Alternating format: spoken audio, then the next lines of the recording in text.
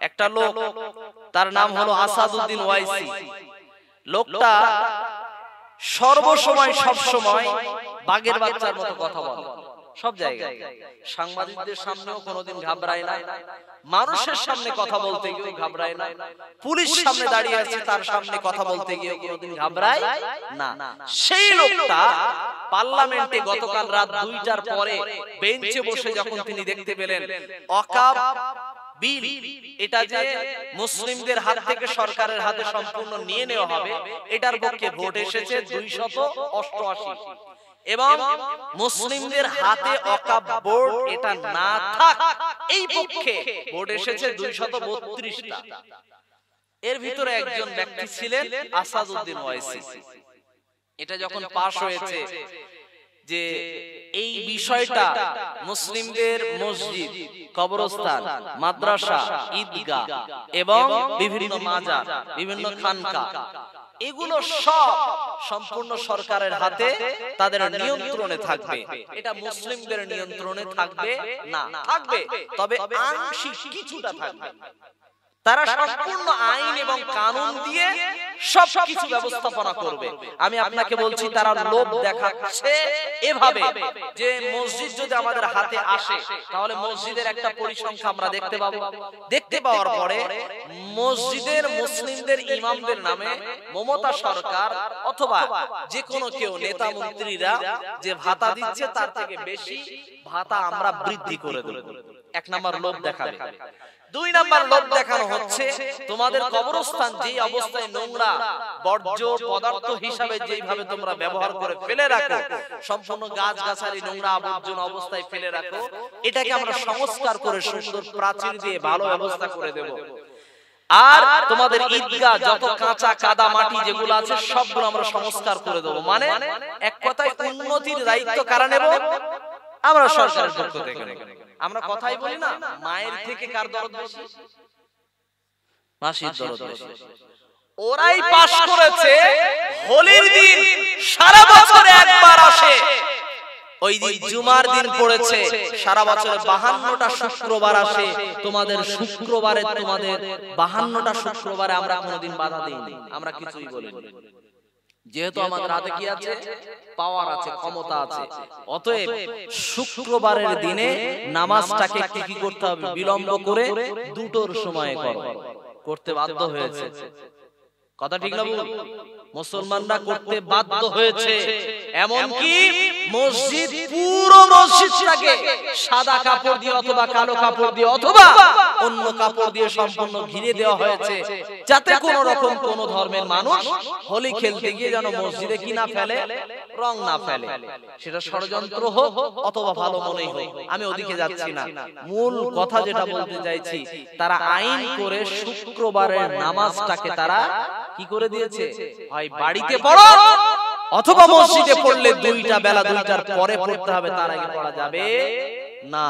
আমি এদের কথা বলতে চাইছি যারা নামাজ, জুমার নামাজ, ঈদের নামাজ রাস্তায় পড়লে তাদের নাগরিকত্ব সম্পূর্ণ বাতিল করা হবে বলে যারা হুমকি দেয়, আমি ওদের কথা বলছি।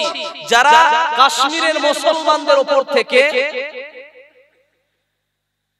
370 ধারা যারা বাতিল করেছে, আমি ওদের কথা বলছি। যারা মুসলিমদের কাছ থেকে তালাক বিল বা তালাকটাকে সম্পূর্ণ কেড়ে নিয়েছে, যেটা কোরআনিক আইন, এই কানুনটাকে যারা সম্পূর্ণ উৎখাত করতে চেয়েছে, তারা পাশও করে রেখে দিয়েছে। এদেশের বুকে তারা আবার আমাদেরকে বলছে যে আমরা মুসলিম ধর্ম। তারা মুসলমানদের ইবাদত একটি কুরবানি করা, এটাতে যারা বাধা বিঘ্নতা সৃষ্টি করার নামে মুসলিমদেরকে যারা হত্যা করে, তারা এবার মুসলমানদেরকে দরদ দেখায়, তোমাদের মাজার ঠিক করে দেব, তোমাদের ঈদগাহ ঠিক করে দেব, তোমাদের কবরস্থান ঠিক করে দেব, তোমাদের মসজিদ ঠিক করে দেব, তোমাদের ইমামদের ভাতা এবং ইনকাম এবং সোর্স অফ ইনকাম যেটা মাইনে বেতন সেটা আমরাই বাড়িয়ে দেব, প্রয়োজনে তোমাদের দেওয়াই লাগবে। আমি আপনাকে বোঝাতে যাচ্ছিলাম, এরা হলো তারাই মুসলিমদের সমস্ত কিছু কেড়ে নেওয়ার জন্য, এক কথায় মুসলিমদেরকে পঙ্গু করার জন্য প্রথম ফাঁদ পাতলো যেটা, সেটা হলো মুসলিমদের কি ওয়াকফ সম্পত্তিটাকে কি করতে হবে, নষ্ট করতে হবে।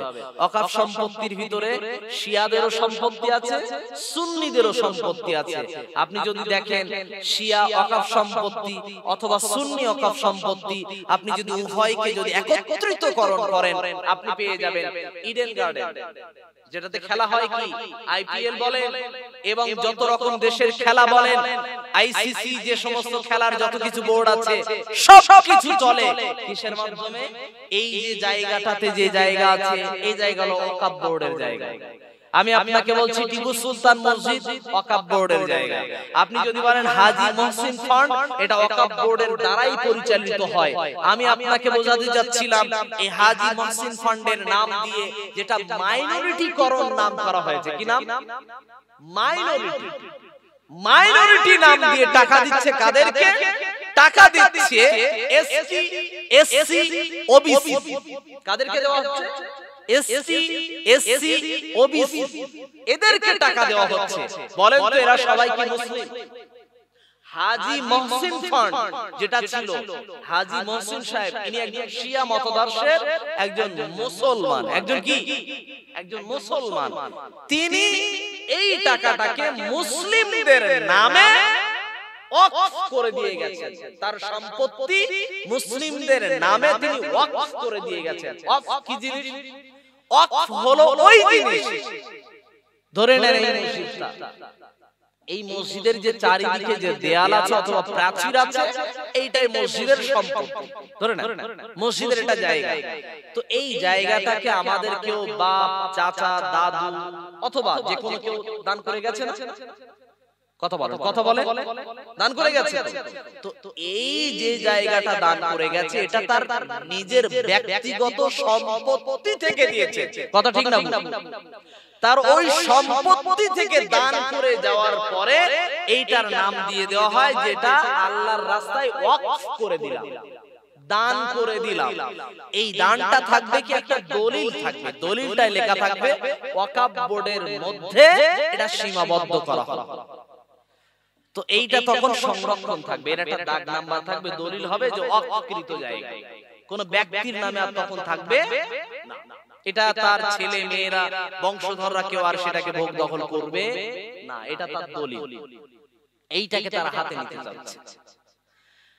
আমি আপনাকে বোঝাতে যাচ্ছিলাম, আপনি মসজিদকে সংরক্ষণের দায়িত্ব নেন, আপনি দেশের সেবক, আপনি দেশের নেতা, আপনি দায়িত্ব নিতে পারেন, আমরা বাধা দিইনি।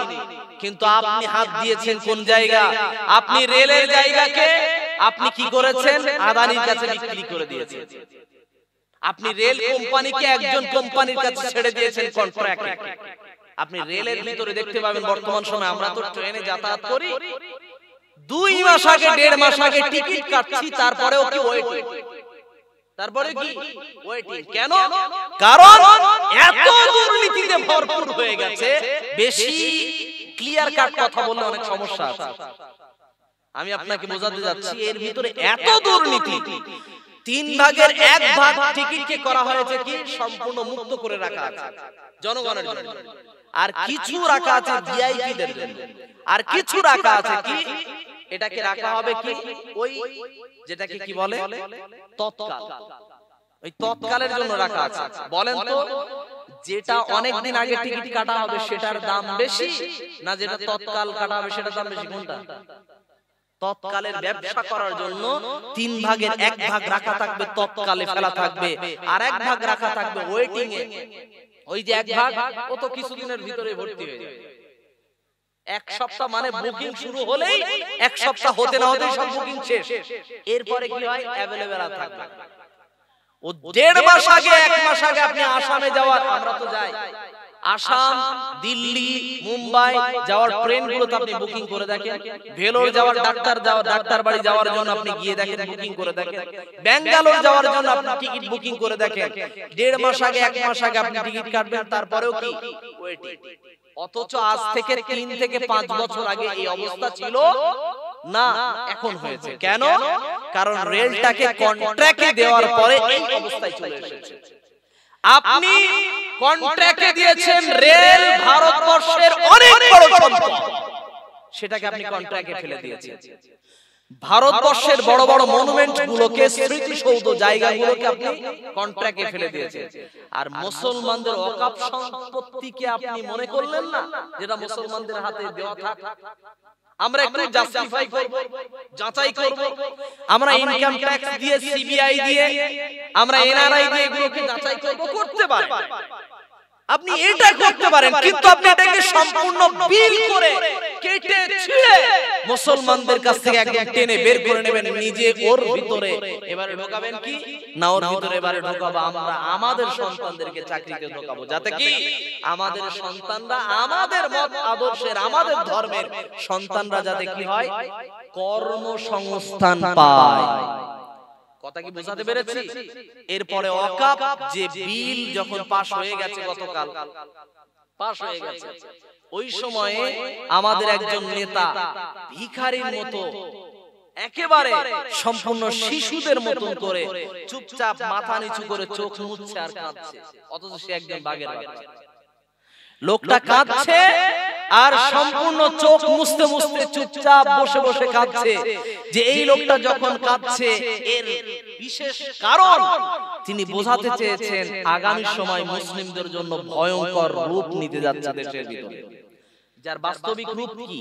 আমাদের এই রাজ্যের ভিতর একজন বড় নেতা, নাম করা বিরোধী দলীয় নেতা, তিনি একজন, নাম কি, কি নাম আমি বলছি না, আপনারা জানেন।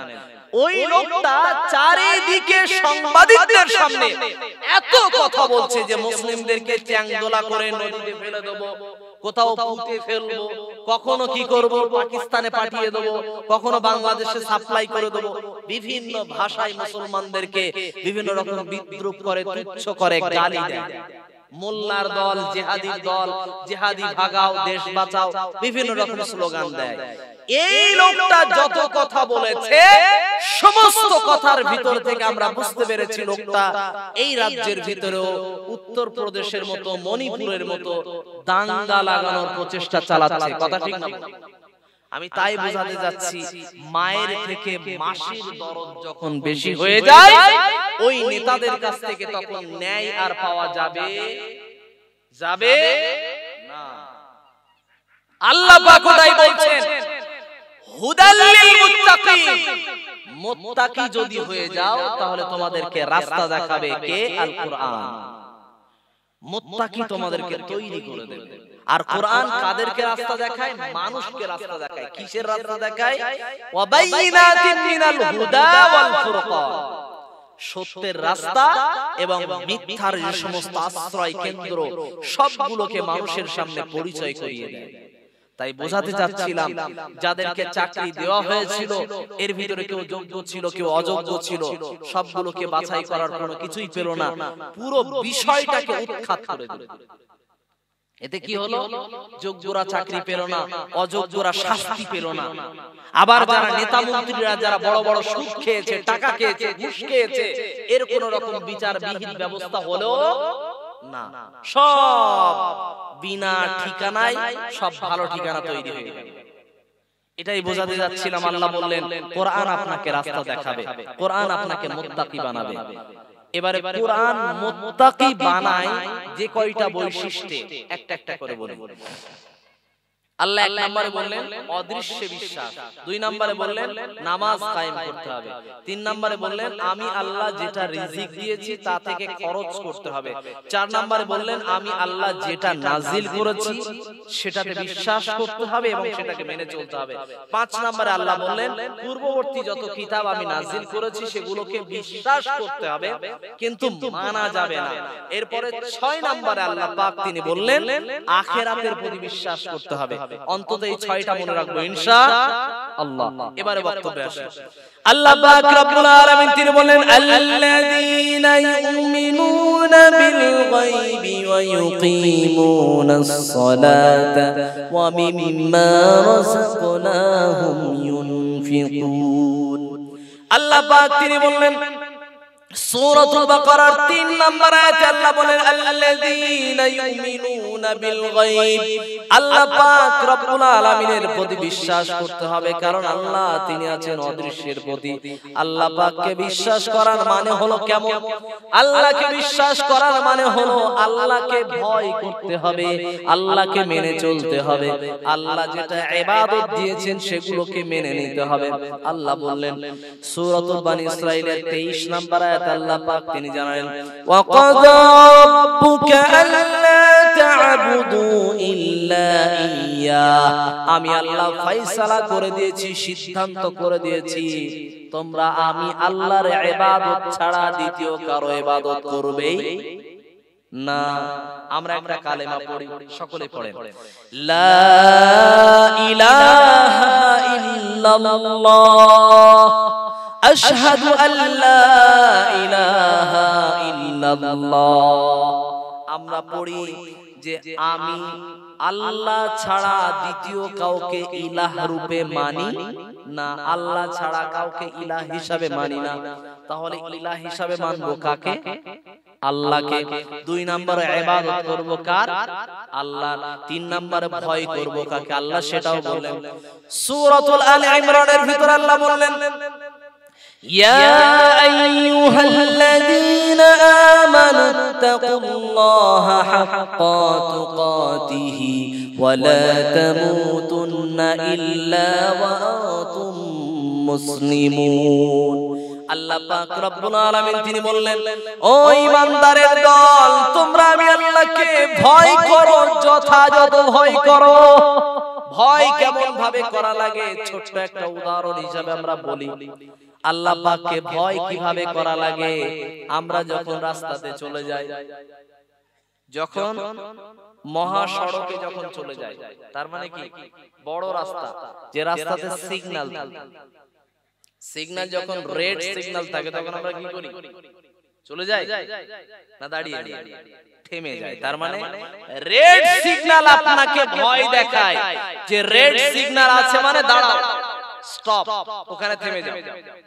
২ নম্বরে সেখানে একজন পুলিশ দাঁড়িয়ে থাকে হাত উঁচু করে, যাওয়া যাবে না, চুপচাপ যেখানে এসেছো রেড সিগন্যালের ওপারে দাঁড়িয়ে যাও।